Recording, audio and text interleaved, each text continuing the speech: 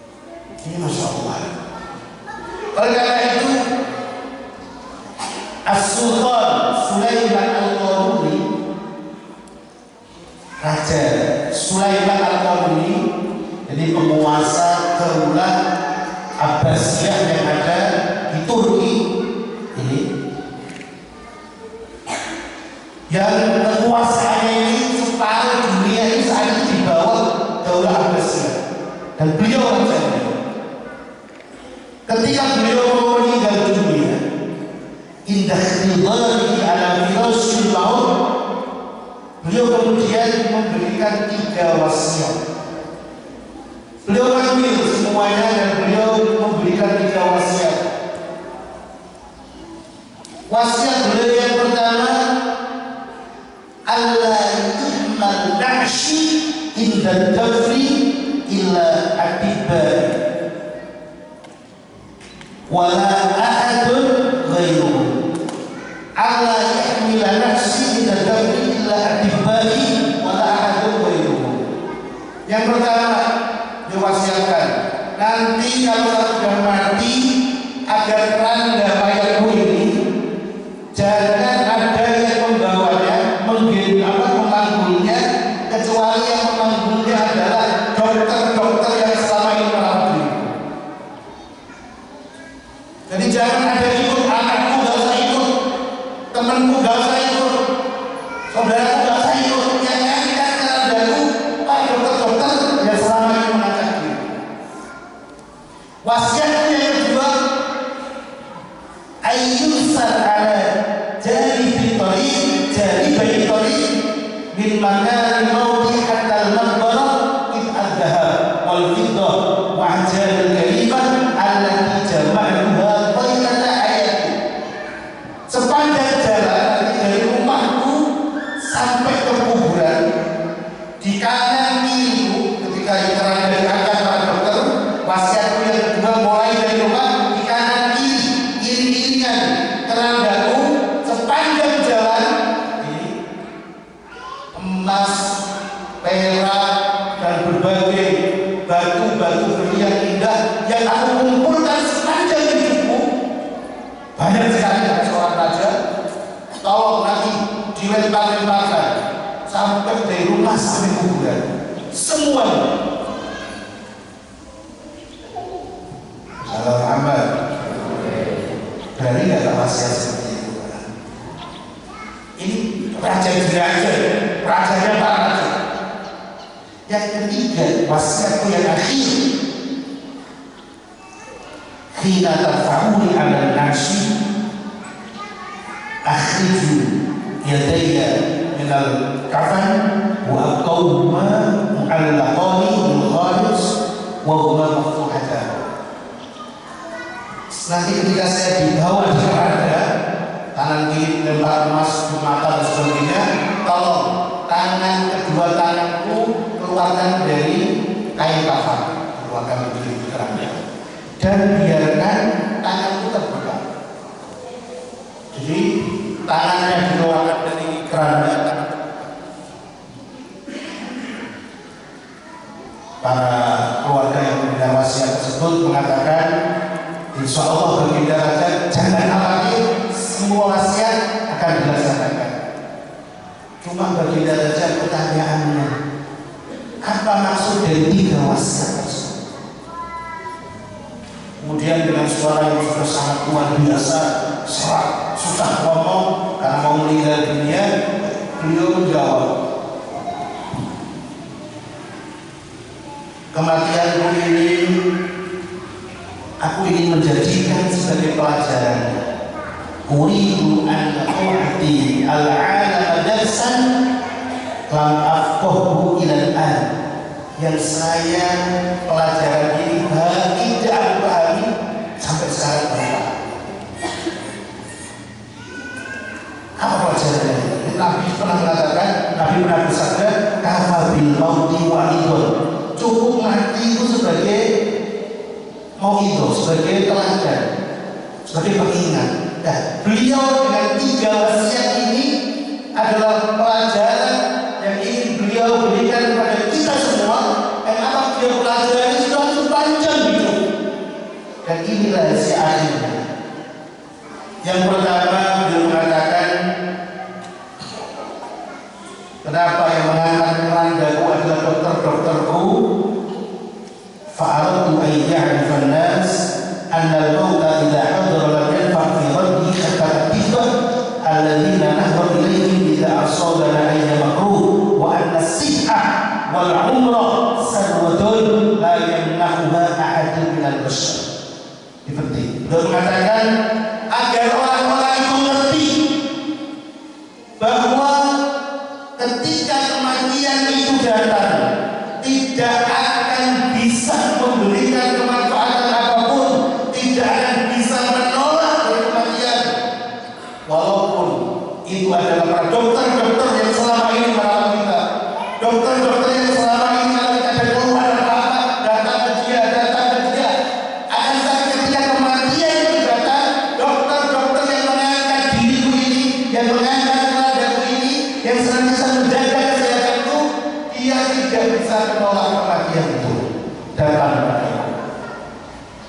Artinya bagaimana? An-nasihah wal umrah, sesungguhnya sehatnya badan, usia kita yang masih Allah berikan adalah merupakan sarwatun, adalah merupakan kekayaan yang tidak Allah berikan kepada siapapun.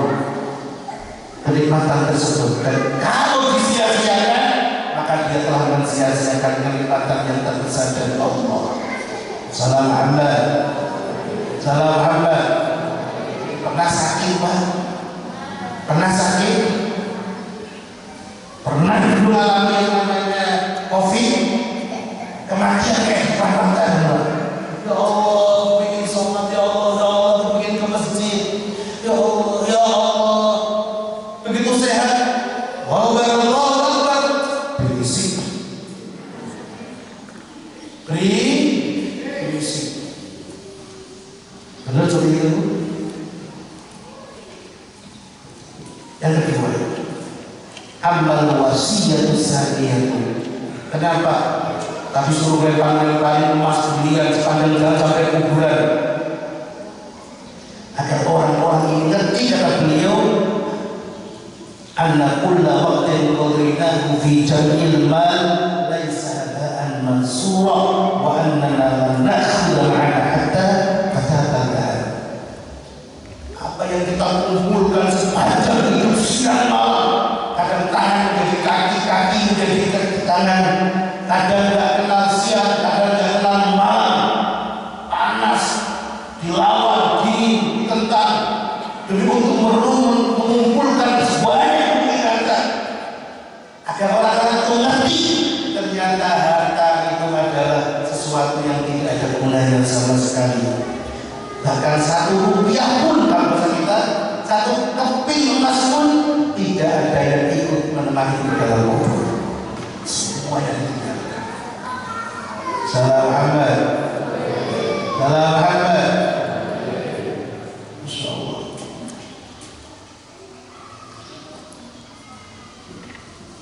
Yang ketiga, wa amal wasiyatu satu, wasiat yang ketiga, beliau ingin memberikan pelajaran kepada kita semua, annana qadimna ila hadhihi dunya faril ain.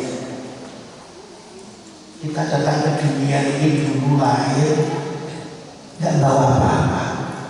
Saya belum pernah lihat ada ibu-ibu hamil 9 bulan mengandung, 13 bulan mengandung, bahkan 4 tahun mengandung. Begitu bayinya lahir bawa uang aja, lahirnya bawa apa dunia ini?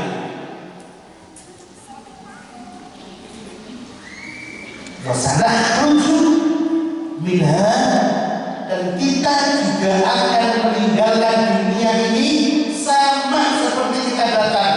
Beliau ingin mengatakan kepada dunia, loh ini loh, saya mati saya tidak bawa apa-apa, padahal saya seorang raja. Kita kembali ke Allah tidak bawa apa, kosong karena kita seperti kita ada saat datang ke dunia ini. Masya Allah. Ini at-tafakkur, ini satu pelajaran. Kalau kita sudah tahu seperti itu, berarti yang menjadi pertanyaan kemudian ketiga adalah ketika apa yang kita kumpulkan dari harta benda ini tidak akan menemani kita. Kesehatan yang selama ini kecantikan, ketampanan yang kita jaga ternyata adalah merupakan pertama kali yang meninggalkan kita. Dan yang akan menemani kita dalam kubur bukan sahabat-sahabat kita, akan tetapi hanya amal soleh kita. Dan amal soleh ini adalah ibadah kita kepada Allah Subhanahu wa Ta'ala. Sekarang mari kita lihat kaifana ta'amal ma'a ibadah kita. Bagaimana selama ini kondisi ibadah kita kepada Allah ini bagaimana? Padahal ini seharusnya perkara yang paling perlu kita perhatikan. Ini adalah merupakan perkara yang paling perlu kita perjuangkan. Kita lihat bagaimana Rasulullah Muhammad sallallahu alaihi wasallam ketika ditanya oleh ketika Sayyidah Aisyah ditanya oleh para sahabat tentang bagaimanakah sholat sunnahnya Rasulullah. Faqala ya Aisyah, hal shalla Rasulullah Muhammad sallallahu alaihi wasallam qaidan? Sayyidah Aisyah, apakah Nabi Muhammad itu pernah melakukan sholat sunnah dalam kondisi duduk? Ibadah fardu jelas Rasulullah Muhammad SAW terlihat oleh para sahabat. Pertanyaannya kemudian, Sayyidah Aisyah, sholat sunnah terbaik itu kan di rumah, karena hendaknya rumah. Pertanyaannya, Nabi saya yakin sholat sunnah, akan tapi pernah nggak Nabi itu sholat sunnah dalam kondisi duduk? Dan Sayyidah Aisyah radhiyallahu ta'ala mengatakan, na'am, kana yusalli qaidan idza haqamahu nas. Benar, Nabi tetap menjaga sholat sunnahnya walaupun itu dilakukan dalam kondisi duduk. Tapi pertanyaannya, kapan itu terjadi? Yaitu ketika di hari itu haqamahu nas, ketika Nabi Muhammad SAW disibukkan dan dibikin lelah di hari itu ngurus umatnya. Nabi capek apapun tetap sholat sunnah walaupun dalam kondisi duduk. Nah, sholat sunnah ini boleh dengan duduk, tapi pahalanya separuh yang berdiri. Kalau sholat fardu wajib berdiri bagian dan harus dilakukan semuanya. Salam Muhammad. Salam Muhammad. Kita sering sholat sunnah berdiri apa duduk? Berdiri apa duduk? Berdiri. Karena kita nggak lelah. Nabi tetap lelah pun sholat sunnah. Bahkan Sayyidah Aisyah juga ditanya tentang sholat malamnya Nabi. Beliau mengatakan Rasulullah Muhammad sallallahu alaihi wasallam kalau sholat malamnya berkurang rakaatnya karena siangnya Nabi terlalu capek atau karena sakit, Nabi berkurang sholat malamnya, rakaatnya berkurang. Kita semua tahu Nabi sholat malam di selain Ramadan di usia 40 sampai usia 60 tahun Nabi sholatnya 13 rakaat kalau malam. Kemudian dari usia 60 sampai 62 tahun sholat malamnya Nabi menjadi 11 rakaat. Kemudian akhir Nabi mau meninggal dunia usia 63 tahun sholat malamnya Nabi menjadi 9 rakaat. Maka di riwayat sholat malam itu banyak riwayatnya 13, 11, 9. Itu ada tertib, ada urutan-urutannya. Nah, ketika Nabi malamnya kondisi sangat capek sekali sehingga jumlah rakaat malamnya berkurang, apa kata Sayyidah Aisyah? Karena Rasulullah Muhammad SAW Nabi kemudian di siang hari Nabi sholat duhanya menjadi 12 rakaat. Apa? Untuk mengganti rakaat malam yang berkurang. Sholat duha itu kan terbaik 8 rakaat. Tapi terbanyak 12 rakaat. Dan ternyata kenapa Nabi itu kadang 12 rakaat? Karena saat itu malamnya Nabi jumlah rakaat malamnya berkurang. Salam Muhammad. Salam Muhammad. Pak, semalam berapa rakaat? Alhamdulillah kita bisa menertawakan diri kita sendiri. Salam Muhammad. Ini istri pertama loh. Ibadah ini gak diuruskan. Bukan nasib istri pertama. Gak diurus. Ini Rasulullah Muhammad Sallallahu Alaihi Wasallam. Artinya, kalau memang ibadah kita selama ini dengan Allah Subhanahu Wa Taala sudah kategori ibadah yang lumayan baik, kita sudah bisa alhamdulillah menjaga sholat 5 waktu di masjid berjamaah, kita punya rutin majlis-majlis ilmu seperti ini, kita juga bisa kirim anak-anak kita belajar ilmu agama di pondok pesantren seperti ini, sedikit-sedikit kita juga masih tilawah Quran. Maka apa yang kita lakukan ketika ibadah kita seperti ini? Maka kita diajarkan oleh Rasulullah untuk berdoa, minta as-sabat fil amal, agar dikuatkan oleh Allah di dalam amal. Ya muqallibal qulub, wahai Allah yang membolak-balik hati, sabbit qulubana ala dinik. Ya Allah, tetapkan hati kami agar terus bisa melaksanakan agama, menjalankan agama-Mu. Amin. Amin. Akan tetapi kalau selama ini ternyata setelah kita koreksi ibadah kita ini kepada Allah masih jauh dari apa yang diharapkan, maka kita berhusnuzon dengan Allah.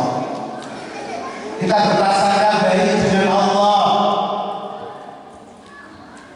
Nabi ibadi anni anal ghafurur rahim. Nabi ibadi, ceritakan kepada hamba-hambaku, anni, sesungguhnya diriku, anal ghafurur rahim, aku Allah adalah merupakan zat yang banyak memberikan ampunan dan banyak memberikan kasih sayangnya kepada hamba-Ku. Artinya bagaimana kalau ibadah kita belum baik kepada Allah Subhanahu Wa Taala, kita husnuzon dengan Allah, Allah melihat niat kita.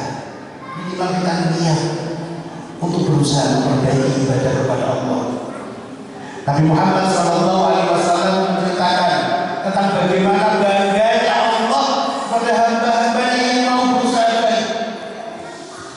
Ya'jabu rabbuka, kata Allah, kata Nabi, Tuhanmu itu sangat kagum.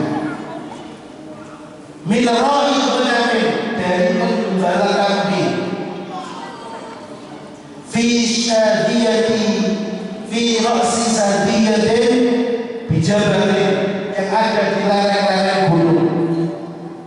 Yu'adzinu wa yusalli, ketika masuk waktu sholat dia berusaha adzan sendiri, sholat sendiri, dalam mereka berusaha untuk menjaga perintah Allah. Melihat keseriusan keinginan hamba ini untuk menjadi baik, apa kata Allah Subhanahu Wa Taala? Kata Nabi mengatakan, Allah mengatakan, unzuru ila ibadi hadza, lihatlah hambaku ini, yu'adzinu wa yusalli yakhafun minni, datang panggilan waktu sholat, walaupun sendirian dia di tengah, dia lereng gunung, dia berusaha memenuhi perintahku, dia adzan sendiri, dia sholat sendiri, dia melakukan semua itu semata-mata karena dia takut kepadaku. Fasyhadu, kata Allah, kepada malaikat saksikan, qad ghafartu lahu wa adkhaltuhu jannah, aku mengampuni dia dan aku masukkan dia ke surga. Hadis ini digunakan dalil oleh para ulama. Kalau kita belum bisa baik ibadah kita, paling tidak ada niat di hati kita untuk memperbaiki ibadah kita kepada Allah Subhanahu Wa Taala. Salam Muhammad. Salam Muhammad. Baik tidak Allah? Baik tidak? Tinggal niat baik. disambut oleh Allah. Dan yang terakhir, andaikan saat ini ada di antara kita yang benar-benar belum pernah kembali ke Allah, sahabat sudah sampai sekarang katakanlah sholat belum pernah, ada banyak yang seperti itu. Alasannya banyak. Ayo sholat, waduh mau sholat tapi saya nggak bisa dilipat. Salah amat, ada seperti itu. Bahkan saya pernah di jamaah-jamaah itu seperti ini. Bahkan saya ada jamaah yang aneh, ya benar-benar aneh. Sana saya sholat dengan berbagai dalil logika, Quran, hadis, sampai berbusa itu mulut. Alhamdulillah sholat. Gak ada lagi itu. Gimana Pak sholat? Alhamdulillah, Pak Ustaz sholat. Tapi apes, kenapa? Begini kalau saya sholat. Begitu saya sholat, saya ini supir. Jadi kalau sholat, malah musibah. Terus gimana Pak Ustaz? Aduh, bingung. Andaikan kita adalah mereka, orang-orang yang belum kembali ke Allah, masih jauh ke Allah, belum sholat ke Allah, belum taubat ke Allah, maka berbahagialah. Tuhan masih menunggu kita kembali kepadanya. Hadis panjang Rasulullah Muhammad SAW ketika Rasul menceritakan tentang bagaimana alam ini semuanya mengadu kepada Allah Subhanahu wa Ta'ala.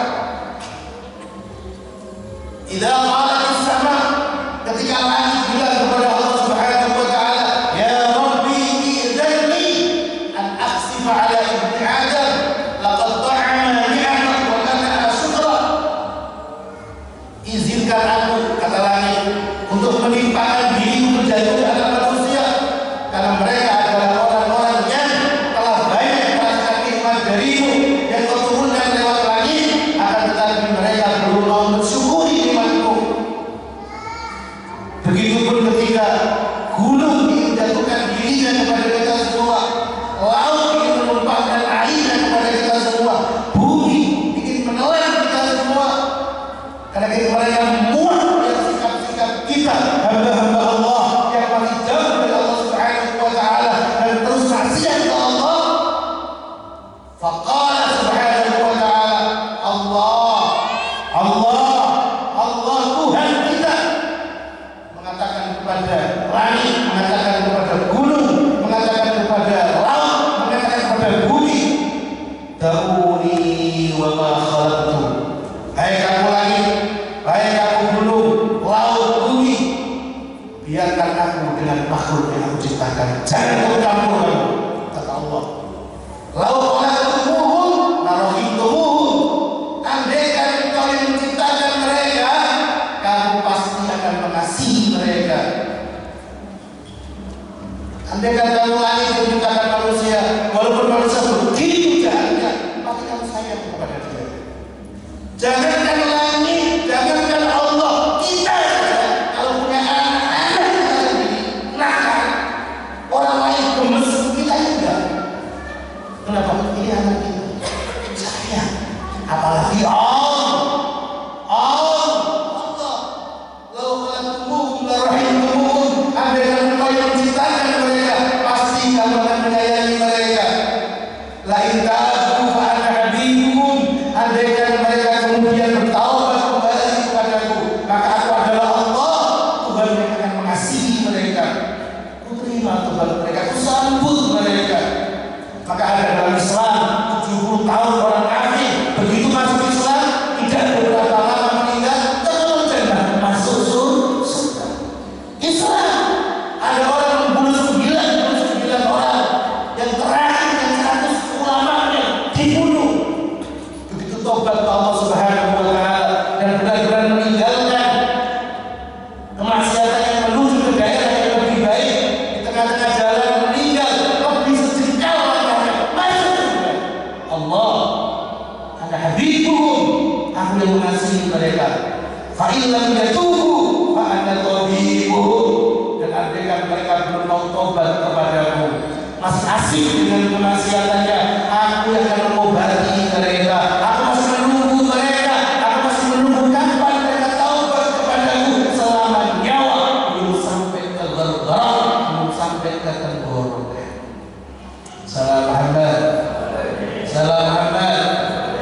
Baik tidak Pak Allah? Baik tidak Pak Allah? Kita malu tidak dengan Allah? Ini. Maka ngaji kita hari ini jadi modal bagi kita semua. Pertama, jangan pernah berhenti berbuat baik. Kedua, setiap ada kesempatan berbuat baik, apapun itu, sekecil itu, seremeh apapun, ambil, lakukan. Hanya membiarkan lalat minum di apa itu namanya tinta yang digunakan untuk menulis Imam Ghazali saat itu, membiarkan lalat minum menjadi penyebab disayang Allah Subhanahu wa Ta'ala, dirahmati Allah. Tidak harus berbuat besar, tidak harus amal besar, tidak harus hafal Quran untuk masuk surga, tidak harus bisa bangun masjid megah untuk masuk surga. Yang kecil-kecil kita lakukan, ridho karena Allah, kita menjadi jalan masuk surga. Dan yang ketiga, jangan pernah berhenti untuk terus memperbaiki diri di hadapan Allah Subhanahu wa Ta'ala. Itu para jemaah sekalian, para wali santri, para santri, para hadirin sekalian, sedikit semoga bermanfaat. Semoga Allah mampukan kita terus untuk berbuat baik. Semoga Allah kuatkan kita untuk istiqomah menghadiri majelis-majelis seperti ini. Istiqomah kuat terus, sabar membimbing, membiayai anak-anak kita di pesantren.